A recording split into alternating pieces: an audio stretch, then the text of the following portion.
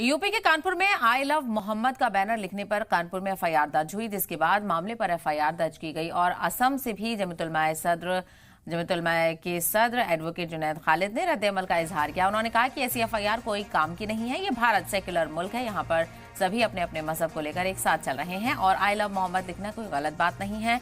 हम लोग मरते दम तक आई लव मोहम्मद लिखेंगे। साथ ही असम के 8 गांव कब्रिस्तान के पेश इमाम ने कहा कि कानपुर में जो वारदात सामने आई है, इसकी हम सख्त अल्फाज में मजम्मत करते हैं।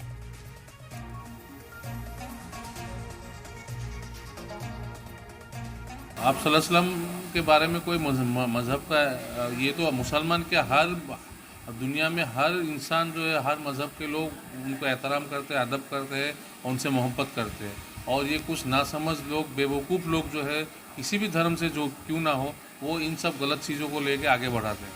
एफआईआर को लेकर क्या कहना चाहते हैं? ये गलत एफआईआर हुआ है और ये सस्टेन भी नहीं करेगा लीगली, क्योंकि ये फंडामेंटल राइट्स के अंदर आता है, वो लीगली प्रोटेक्टेड है।